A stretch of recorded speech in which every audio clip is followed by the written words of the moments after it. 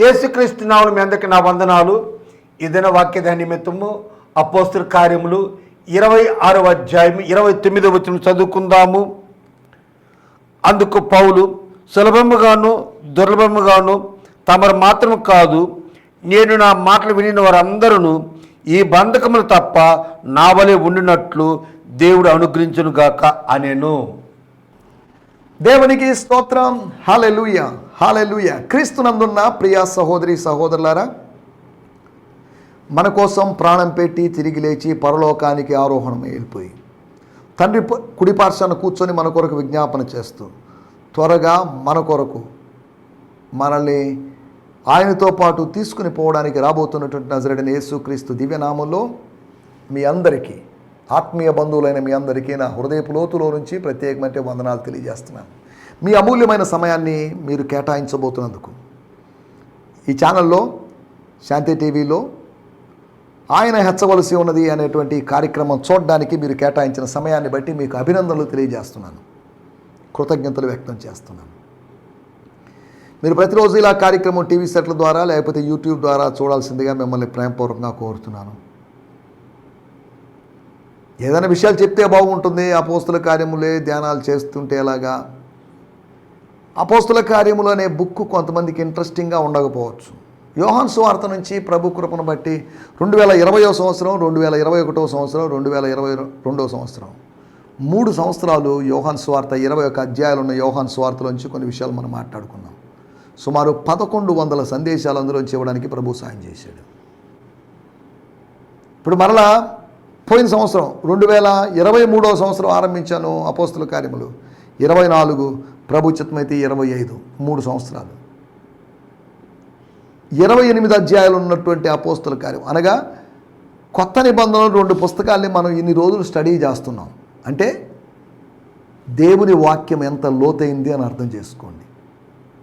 వాక్యం యొక్క గొప్పతనమే కానీ వక్త యొక్క గొప్పతనం కాదు ఇది. నేను మరలా చెప్తున్నాను, వాక్యము లోతుగా ఉంది కాబట్టి మనం వివరించగలుగుతున్నాం. లోతుగా లేకపోతే వివరించే అవకాశం లేదు కదా. ఈ గొప్పతనము దేనిదంటే వాక్యం యొక్క గొప్పతనం. వాక్యం యొక్క గొప్పతనం అంటే వాక్యాన్ని మనకు వెల్లడి చేశాడు ప్రభు. ఇది ప్రభు యొక్క గొప్పతనం. వాక్యమును యాకోబుకు తెలియజేశావు, ఏ జనముకి ఇలాగున నువ్వు చేసి ఉండలేదు. వాక్యాన్ని యాకోబుకు తెలియజేశావంటే పారిపోయి పద్దనరాము వెళ్ళిపోయి మామ దగ్గర 20 సంవత్సరాలు ఉన్న యాకోబుకి తెలియజేశాడని కాదు. యాకోబు జనాంగానికి నువ్వు వాక్యాన్ని తెలియజేశావు. అనగా ఇశ్రాయేలు వారికి నువ్వు వాక్యం తెలియజేశావు. నిర్గమకాండం 20వ అధ్యాయంలో వాళ్ళకి 10 ఆజ్ఞలు ఇచ్చావు, తర్వాత ధర్మశాస్త్రం ఇచ్చావు. నువ్వు వాళ్ళకి వాక్యం ఇచ్చావు. మునుపున్న వాళ్ళకి వాక్యం లేదు, వీళ్ళకున్నంతగా వాళ్ళకి వాక్యం లేదు. అబ్రహాముకు కొన్ని మాటలు ఉన్నాయి, హనోకుకు కొన్ని మాటలు ఉన్నాయి, ఆదాముకు కొన్ని మాటలు ఉన్నాయి, నోవాకు కొన్ని మాటలు ఉన్నాయి. కానీ ఇశ్రాయేలు ప్రజలకు అలా కాదు. నోవాకు కన్నా, ఆదాము కన్నా, హనోకు కన్నా, అబ్రహాము కన్నా అధికమైన మాటలు, ఎక్కువ మాటలు ఉన్నటువంటి ప్రభు యొక్క చిత్తాన్ని ఇంకా స్పష్టంగా తెలుసుకునేటువంటి ధర్మశాస్త్రం వాళ్ళకి అందుబాటులోకి వచ్చింది. వాళ్ళకన్నా మనం ఇంకా శ్రేష్ఠులం అంటా నేను. ఈ అబ్రహాము కన్నా గొప్పోళ్ళు అనే మాట ఉద్దేశిస్తూ వాళ్ళకన్నా వీఆర్ బ్లెస్డ్ పీపుల్. ఎందుకో తెలుసా? అబ్రహాములాగా ధనవంతులం కాకపోవచ్చు, సొలొమోనులాగా దావీదులాగా ఐశ్వర్యవంతులం కాకపోవచ్చు, కానీ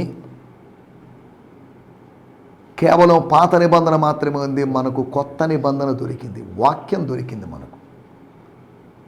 దేవుడు వాక్యమును తెలియజేసినటువంటి యాకోబు జనాంగము, లేకపోతే యాకోబు బలిష్ఠుని యొక్క జనాంగమైన మనం. హెబ్రీ పత్రిక 11వ అధ్యాయం 40వ వచనం రాయబడింది, వీరు లేకుండా వారు పరిపూర్ణులు కాకుండా నిమిత్తం. దేవునికి స్తోత్రం, హల్లెలూయా. అనగా చివరోళం కదా, చివరోళదేముందిలే విలువ అని అనుకుంటారేమో. చివరోళ్ళ మీద ఎవరికి పెద్ద నమ్మకం ఉండదు. క్రికెట్ టీంలో గమనించండి, లాస్ట్ బ్యాటింగ్కి వచ్చే వాళ్ళ మీద పెద్ద నమ్మకం ఉండదు. అంతా ఓపెనర్స్ మీదనో లేకపోతే మిడిల్ ఆర్డర్ మీదనో నమ్మకం ఉంటుంది. ఇంకా 8 వికెట్లు పడ్డాయి, ఇంకేం గెలుస్తారు? వచ్చిన వాళ్ళందరూ బౌలర్స్, వాళ్ళు ఏం ఆడతారు చేస్తారు, పోయింది, మ్యాచ్ పోయింది అనుకుంటాం. కానీ కొన్నిసార్లు కష్టాల్లో వాళ్ళే గట్టెక్కించి వాళ్ళే గెలిపించే అవకాశం ఉంది. అంటే నేను ఎందుకు చెప్తున్నానంటే లాస్ట్ వాళ్ళని లీస్ట్ వాళ్ళని భావించడానికి వీల్లేదు. చివరి వచ్చిన వాళ్ళు కదా వీళ్ళు ఏం చేయగలరు అనుకుంటారేమో. మొదటి వారి చేత దేవుడు ఎలా చేయించాడో చివరి వారితో అలా చేయించగలడు. సీనియర్స్ చేత దేవుడు ఎలా చేయించాడో జూనియర్స్ చేత దేవుడు అలా చేయిస్తాడు. అంతవరకు సీనియర్స్ ఎప్పుడు గ్రేట్ అండి, జూనియర్స్ వేస్ట్? నో. ఈ సీనియారిటీ జూనియారిటీ అనే లెక్కలు మనం వేసుకుంటున్న లెక్కలే. టోటల్గా అందరు పని వాళ్ళని సమానంగా చూస్తున్నాడు. నువ్వు 3 గంటలకు వచ్చినంత మాత్రం నేను గ్రేట్, నేను 9 గంటలకు వచ్చాను, 6 గంటలకు వచ్చాను, నువ్వు గ్రేట్ అనుకుంటే నువ్వు మోసపోయినట్టే. దేవునికి కావాల్సింది సీనియారిటీ కాదు. సీనియారిటీ ఈ లోకంలో ఉంటుంది, కానీ దేవునికి కావాల్సింది సిన్సియారిటీ కావాలి. ఈ రోజులో సీనియర్స్ అనబడిన వాళ్ళకి ఎంత సిన్సియారిటీ ఉంటుంది. నన్ను అడిగితే జూనియర్స్కి ఎంత సిన్సియర్గా ఉంటారు వాళ్ళు. ఒక 5 సంవత్సరాల క్రితం 6 సంవత్సరాల క్రితం సేవ చేసిన వాళ్ళు వాక్య పరిచర్య కోసం వాటి కోసం ప్రార్థించి ఉపవసించి, అందరినీ కాదు కొంతమంది. కానీ సీనియర్స్ పలాని వాక్యం చెప్పాం, ఏదో ఒకటి చెప్పుకుందాం లేదు, దాన్ని ఏముందిలే, నిన్న చెప్పిన వాక్యం, మొన్న చెప్పిన వాక్యం, పోయిన నెల చెప్పిన వాక్యం, ఏం చెప్పుకున్న నష్టం ఉంది అనే దూరంలో వీళ్ళు ఉంటారు. కానీ వాళ్ళు అలా కాదుగా. ఆ సేవ యొక్క ఆరంభ దినాల్లో ఏం వాక్యం చెప్పాలో తెలిసేది కాదు, అనుభవం లేదు, థియాలజీ తెలియదు. ఇవన్నీ తెలియనప్పుడు ప్రార్థన చేయ, ప్రభా ఏదైనా ఒక్క మాట ఇవ్వు ప్రభా, ఒక్క మాట ఇస్తే నేను ఏదో చెప్పుకుంటాను. వాక్చాతుర్యం అనే దానికి అవకాశం లేదు, నోటి మాంద్యం అని చెప్పుకునే పరిస్థితి, ఏం చేయాలో అర్థం కాని పరిస్థితి. ప్రభు దగ్గర నుంచి పొందుకున్న దాన్ని ప్రజలకు తెలియజేసినప్పుడు ప్రజలు దీవించబడతారు. స్తోత్రం, హల్లెలూయా. అనుభవం వచ్చినప్పుడు ఆత్మానుభవం మీద ఆధారపడకపోవడం అవివేకం. దేవుని స్తోత్రం, హల్లెలూయా. మనం ఆలోచిస్తున్న విషయాల్లోకి వచ్చేద్దాం. నిన్న మనం 4 విషయాలు ఆలోచించాం. సులభమైన కార్యం, సులభమా కష్టమా? సులభమనే ఆలోచిద్దాం. అవును సులభమే, ఇట్స్ సింపుల్. అది పుణ్యకార్యాల వలన కలిగినది కాదు కదా, సత్క్రియల వలన కలిగినది కాదు కదా, మానవుని యొక్క కార్యముల ద్వారా జరిగింది కాదు కదా. It's done by the grace of God. దేవుని కృప వలన జరిగింది కదా. దాన్ని ఎందుకు మనం కష్టమైన కార్యంగా, అమ్మో చాలా కష్టమండి, ఎవరైనా మీ మతంలో చేరాలంటే ఎలాగా, మా మతంలో చేర్చుకునే అవకాశం లేదండి అనేవాళ్ళు ఉన్నారు. మీరు ఒకరిని మతంలో కలుపుకోవడానికి సముద్రాన్ని చుట్టూ వస్తారు, అంత రిస్క్ తీసుకుంటారు మీరు. వాడు ఒకవేళ పొరపాటున మీ మతంలో, మీ యూదా మతంలో, లేకపోతే యూదా మతములోని పరిసే గుంపులోనో, లేకపోతే సద్దూకయ్యుల గుంపులోనో, ఇంకేదైనా గుంపులో చేరితే వాడిని 2 అంతలుగా, ఇంతకు ముందున్న దానికన్నా, కన్వర్షన్కి ముందున్న దానికన్నా 2 అంతలుగా నరకపాత్రులుగా చేస్తారు. రూల్స్ అండ్ రెగ్యులేషన్స్ చెప్పి వాడు మోయలేని భారాన్ని వాళ్ళ మీద మోపి మీరు వాళ్ళు ఇబ్బంది పెడతారు. మీ మతం వాళ్ళకి ఇబ్బంది పెడుతుంది. మీ మతం ఒక పెద్ద ఇనుప కాడిని వాళ్ళ మీద పెడుతుంది అన్నట్టుగా ప్రభు అన్నాడు. దేవుని స్తోత్రం, హల్లెలూయా. మనం ఆలోచిస్తున్నట్టు విషయాలు, నిన్న ఆలోచించిన విషయాలు, సులభమైన కార్యం. అవును, అది పడి లేచినంత సులభమే. పడినవాడు పడిపోయిన స్థితిలోనే ఉండడు. పడిపోయి అలా పడుకోడుగా, పడిపోయి లేవాలని ప్రయత్నం చేస్తాడు. నిలబడిన స్థితిలోంచి నేను పడిపోయాను, ప్రయాణిస్తున్న స్థితిలోంచి పడిపోయాను, కాబట్టి నేను లేవాలి.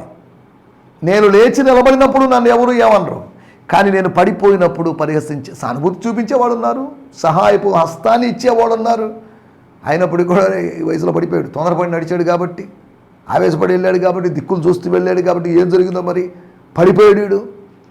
వీడు ఆగే పడిపోయి ఉండాలి, వీడు పడద్రోయబడి ఉన్నాడు, అపవాది వీడిని పడదోశాడు అని రకరకాల కామెంట్లు చేసేవాళ్ళు ఉన్నారు. పాపము చేయువారు అక్కడ పడి ఉన్నారు, వారు లేవలేకున్నట్లు పడద్రోయబడి ఉన్నారు. యోహాను సువార్త 5వ అధ్యాయంలో రాయబడింది, ఆ బెతస్తా కోనేరు దగ్గర 5 మంటపాలుంటే 4 మంటపాల్లో జనాలు ఉన్నారని కాదు, 5 మంటపాల నిండా ఫుల్గా ప్రజలు ఉన్నారు. ఆనాటి అంతగా అభివృద్ధి చెందినట్టు వైద్య వ్యవస్థ ఉన్నప్పటికీ కూడా ప్రజలు ఎవరో దేవదూత వస్తాడట, నీళ్లు గదిలిస్తాడట, బెతస్తాలో నీళ్లు గదిలిస్తాడట అని నీళ్ల కదలిక కోసం, ఒక నింగి నుంచి దేవదూత రావడం కోసం ఎదురు చూస్తున్నారు. మనం ఆలోచిస్తున్న విషయం ఏంటంటే, రెండో విషయము, అది పిలిపించుకునేంత సులభమైన కార్యం. ఒక మనిషిని పిలవడానికి పెద్ద రిస్క్ అవసరం లేదు. అతను రావడం రాకపోవడం పక్కన పెట్టేసేయండి. సార్ రేపు రండి సార్ మా ఇంటికి, అమ్మా ఎల్లుండి మా ఇంటికి రండి, అదో ఫంక్షన్కి రండి అని పిలుచుకున్నాం. పిలిపించుకోవడం సులభమే. పిలిపించుకున్న తర్వాత ఆయనను పోషించడం కావచ్చు, ఆయనకు హాస్పిటాలిటీ ఇవ్వడం, అది కొద్దిగా కష్టమైన కార్యం కావచ్చు. మూడవదిగా, అది పలికేంత సులభమైన కార్యం. It's an easy thing. Easy అని చీప్ థింగ్ అని కాదు, ఈజీ అని చెప్పేసి దాన్ని చులకన చేయడానికి లేదు. తర్వాత పశ్చాత్తాపపడేంత సులభమైన కార్యం.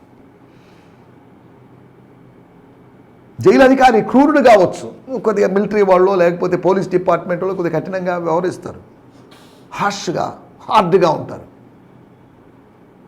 ఆయనే కొట్టాడు లేదా ఆయన కొట్టించాడు. ఇప్పుడు తాను చేసిన గాయాలను కడగడానికి తానే బాధ్యస్థుడని భావించి గాయాలను కడిగాడు, ఇంటికి తీసుకుపోయి భోజనం పెట్టాడు. సాధారణంగా ఒక డిపార్ట్మెంట్లో ఉన్న వ్యక్తి తమ డిపార్ట్మెంట్లో తోటి వాళ్ళని తీసుకొని పోయి భోజనం పెడతారు, ఖైదీని తీసుకొని పోయి భోజనం పెట్టరు. వాళ్ళు దొంగను తీసుకొని భోజనం పెట్టారు అనుకోండి, ఈ భోజనం ముట్టించే సమయం లోపలికి వెళ్ళిన సమయంలో ఏదో వస్తువు తీసుకొని జోబులు వేసుకునే అవకాశం ఉంది, దొంగ బుద్ధి చూపించే అవకాశం ఉంది. దొంగను నమ్మి ఎవరు తీసుకొని పోతారు ఇంటికి? దొంగను నమ్మి ఎవరు తాళపు చెవునిస్తారు?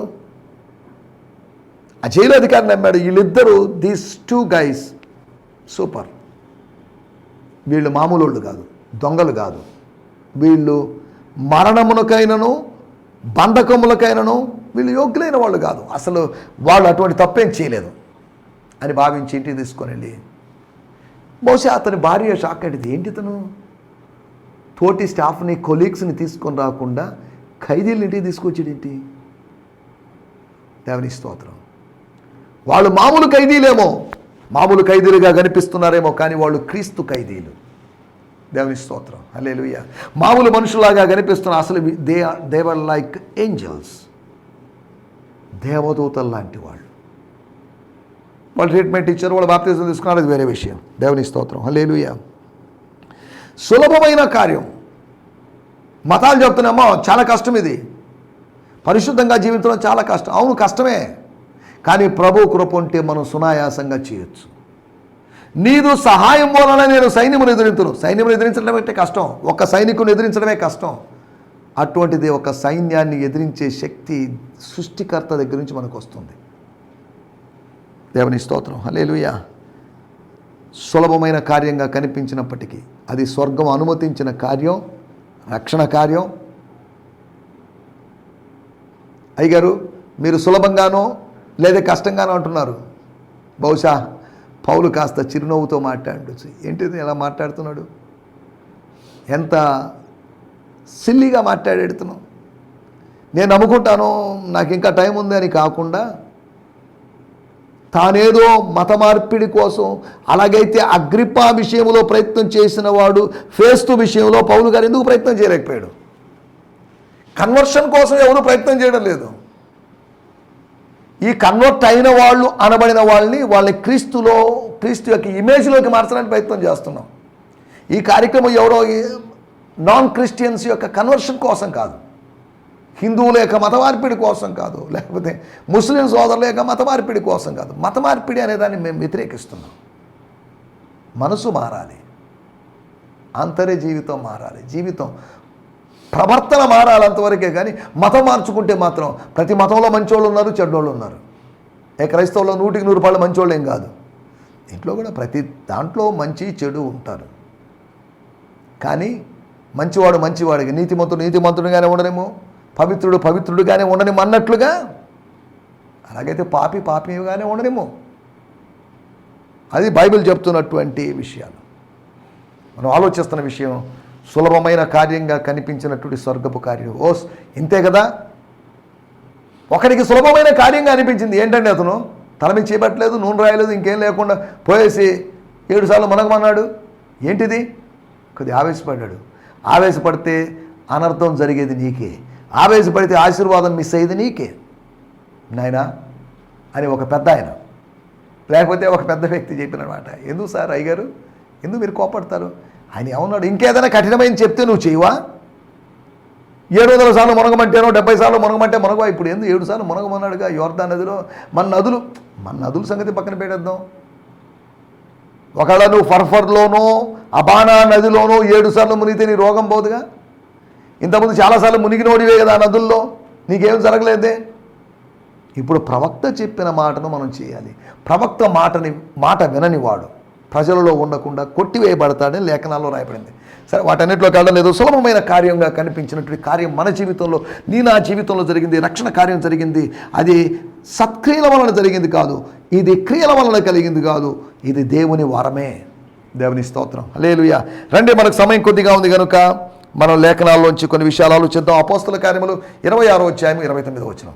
అందుకు పౌలు, సులభముగాను దుర్లభముగాను తమరు మాత్రం కాదు, నేడు నా మాటలు వినిన వారందరూ ఈ బంధకములు తప్ప నా వలె ఉండినట్లు దేవుడు అనుగ్రహించును గాక అనెను.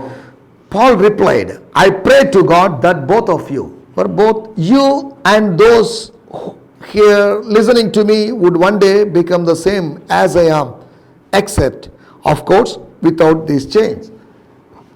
అంటే దాని అర్థం, పౌలు గారు ప్రత్యుత్తరం ఇచ్చారు. అందుకు పౌలు ప్రత్యుత్తరం ఇచ్చినట్టే పౌలు ఏం సమాధానం ఇచ్చాడు? పౌలు యొక్క ప్రత్యుత్తరం ఇలా ఉంది. I pray to God that both you. నేను ప్రార్థన చేస్తున్నాను. ఈ మాట మన తెలుగు బైబిల్ లేదు. నేను ప్రార్థన చేస్తున్నాను. ఐ ప్రే టు గాడ్, నా దేవునికి నేను ప్రార్థన చేస్తున్నాను. నా సృష్టికర్తకు నేను ప్రార్థన చేస్తున్నాను. మీ దేవుడు అనబడే వ్యక్తికి నేను ప్రార్థన చేయడం లేదు, నా దేవునికి నేను ప్రార్థన చేస్తున్నాను. I pray to God that both you and those here listening to me. మీరు మాత్రమే కాదు సార్, మీరు మేడం గారు మాత్రమే కాదు, మీరు ఫేస్తు సార్ మాత్రమే కాదు, మీరు నా సోదరుడు అనగా యూదులు, మీరు కూడా నా సోదరులే. అనగా రోమీయులైనా యూదులైనా వాళ్ళందరూ, నా మాటలు విన్నటువంటి మీరందరూ, నా సందేశం విన్నా, నా సమాధానం చెప్పుకోవడం విన్నటువంటి మీరందరూ, ఏం జరుగుతుంది మీకు? One day become the same as I am. నాలాగా మీరు మారుతారు.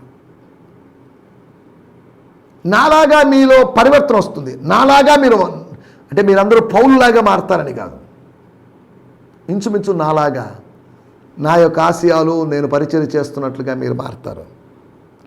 Except of course without this chains. ఈ చైన్స్ తప్ప, ఈ సంఖ్యలు తప్ప, మీరు నాకు వేసినటువంటి ఈ సంఖ్యలు తప్ప ఇంచుమించు నాలాగే మారుతారు. దేవుడు మార్చగలడు. నేను ప్రార్థన చేస్తున్నాను, నేను ఆశిస్తున్నాను, నేను ప్రవచిస్తున్నాను.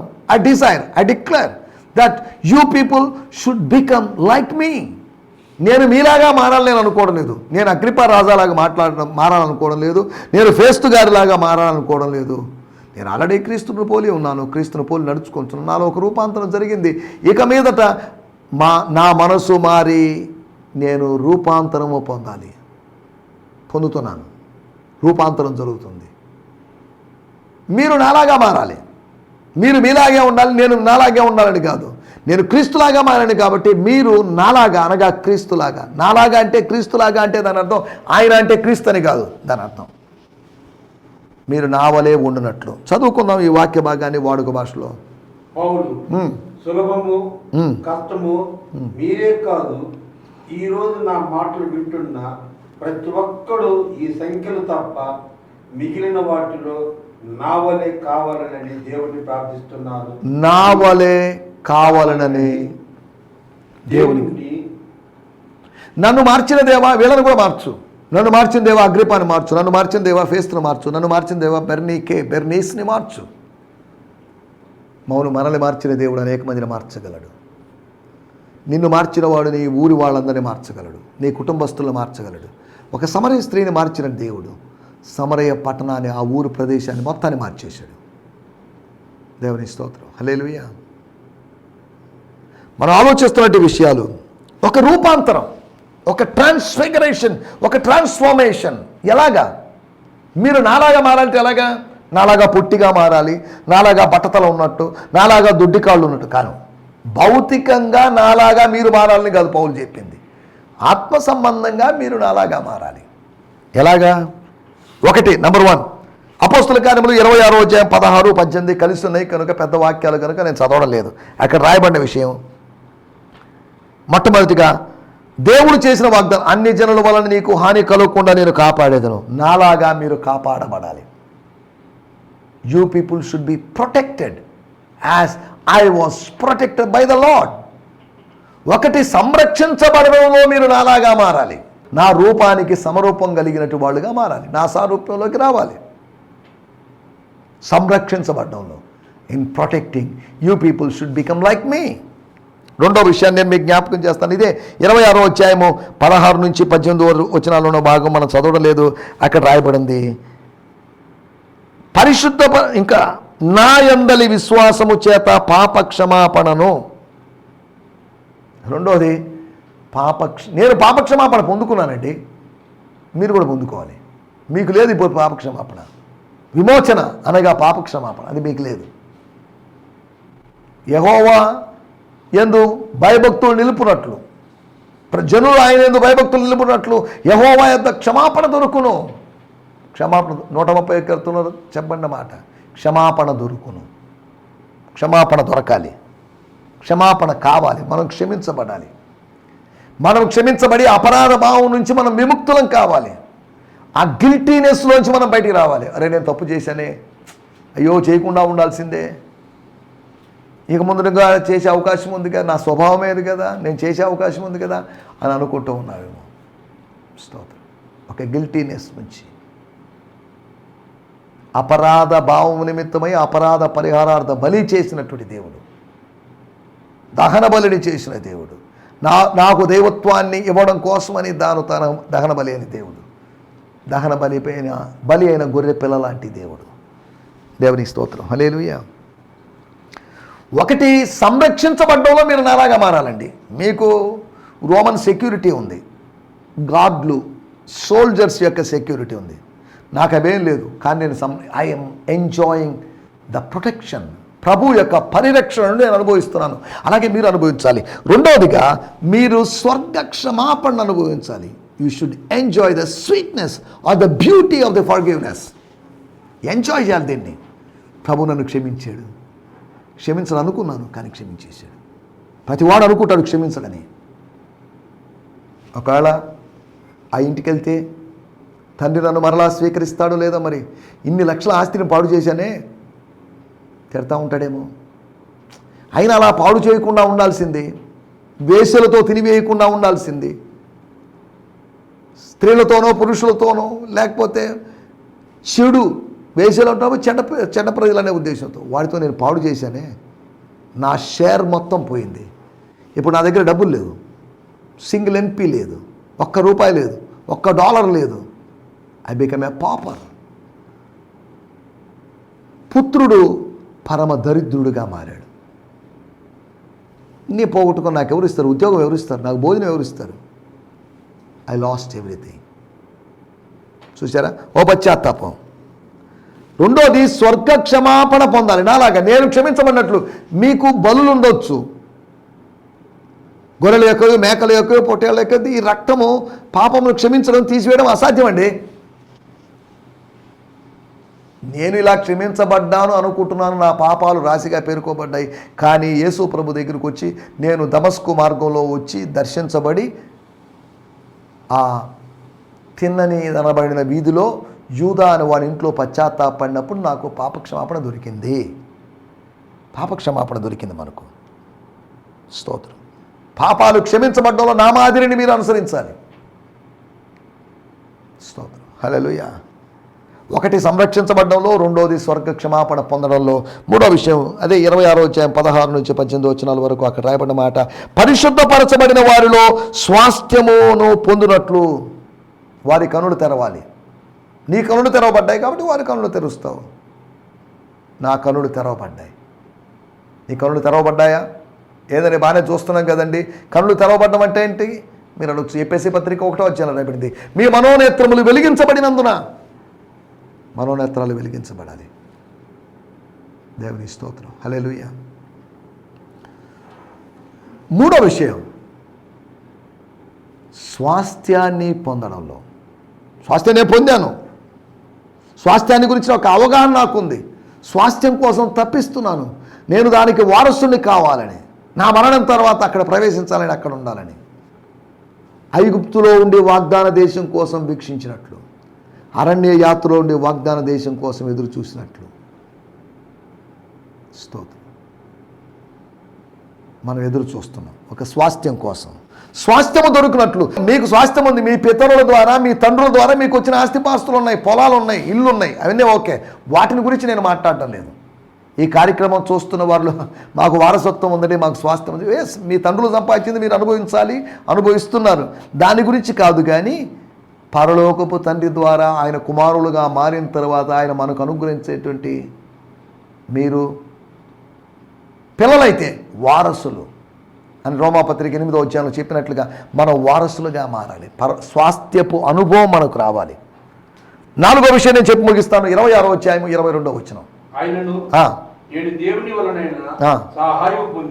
దేవుని వలనైనా దేవుడిచ్చిన సహాయం పొంది, దేవుడు అనుగ్రహించిన సహాయం పొంది, దేవుడు అనుమతించిన సహాయం పొంది చాలండి. స్తోత్రం. నేటి వరకు నేను నిలబడ్డానండి. దేవునికి స్తోత్రం. నన్ను నిలబెట్టినటువంటి దేవుని సహాయం, అది దేవుని కృప. నన్ను నిలబెట్టాడు ఆయన. నేను నిలబడలేదు, ఆయన నిలబెట్టాడు. మీరు నిలబడలేదు, మిమ్మల్ని ఆయన నిలబెట్టాడు. నేను నిలబడలేదు ఈ టీవీలో ఈ ప్రోగ్రాం కోసమని, దేవుడు నన్ను నిలబెట్టాడు. స్తోత్రం. డబ్బులు ఎక్కడున్నాయి నేను నిలబడడానికి? నన్ను నిలబెట్టాడు ఆయన. నన్ను నిలబెట్టగలిగినటానికి శక్తిమంతుడు ఆయన. స్తోత్రం. హల్లెలూయా. ఈ సమయంలో మనం ఆలోచిస్తున్నట్టు విషయం. 4వ విషయం, సహాయం పొందడంలో మీకు సహాయం దొరుకుతుంది. ఒకవేళ కైసర్ దగ్గరికి వెళ్ళి మాకు ఏదైనా కొద్దిగా ఆర్థికంగా సాయం చేయండి సార్, పలానా సాయం చేయండి సార్ అంటే మీకేం సహాయం దొరుకుతుంది? మనుషుల సహాయం దొరుకుతుందేమో, కానీ మనుషులను సృష్టించిన వారి సహాయం పొందడంలో మీరు నాలాగా ఉండాలి, నాలాగా మారుతారు, మారబోతారని నేను అనుకుంటున్నాను. నాలాగా మిమ్మల్ని మార్చినా ఒకటే, మార్చకపోయినా ఒకటే. నేను ఒక మాదిరిని చూపిస్తున్నాను, ఒక రూపాంతరపు అనుభవాన్ని గురించి మాట్లాడుతూ మీరు నాలాగా మారాలి. క్రైస్తవత్వంలో మనం క్రీస్తులాగా మారాలి. అన్ని జనుల్లో అయితే వేరే మతాల్లో అక్కడ వాళ్ళ దేవుళ్ళలాగా లేదా విగ్రహాలాగా మారాలని వాళ్ళు కోరుకోరు. కానీ ఇక్కడ మనం యేసులాగా మారాలి అనే ప్రయత్నం, దానికోసమే ప్రతిరోజు మనం జీవిస్తున్నాం. దేవుని స్తోత్రం. రూపాంతరం, ఒక ట్రాన్స్ఫిగరేషన్. అగ్రిపారాజు గారు మీకు ఒక రూపాంతరం కావాలి, ఫేస్తు గారు మీకు రూపాంతరం కావాలి, బెర్నీస్ గారు మీకు రూపాంతరం కావాలి, ఇక్కడున్న యూదులందరికీ ఒక రూపాంతరపు అనుభవం కావాలి. నేనులాగా జీవిస్తున్నాను, నేను ఒక యూదుల్లాగా, ఒక దుర్మార్గుడిలాగా, దూషకుడిలాగా, హింసకుడిలాగా, హానికరుడిగా జీవిస్తున్నాను. నన్ను ఆయన మార్చాడు, నాలాగా మీరు మారాలి. ఒకటి, సంరక్షించబడడంలో నాలాగా మారాలి. రెండోది, స్వర్గ క్షమాపణ పొందడంలో నాలాగా మారాలి. మూడోది, స్వాస్థ్యం పొందడంలో నాలాగా మారాలి. నాలుగోది, సహాయం పొందడంలో, స్వర్గ సహాయం, పైనుండి సహాయం పొందడంలో నాలాగా మారాలి.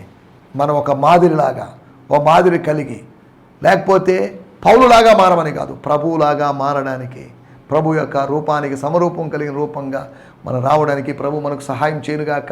ఆమేన్. హల్లెలూయా. హల్లెలూయా. ఈ సందేశము మీకు ఆశీర్వాదకరంగా ఉందని నమ్ముచున్నాము. ప్రార్థనా అవసరతల కొరకు మమ్మల్ని సంప్రదించవలసిన మా చిరునామా గిద్యోన్ మిషన్ చర్చ్, 6వ వీధి, శాంతినగర్, నెల్లూరు 4, ఆంధ్రప్రదేశ్. పిన్ 524004.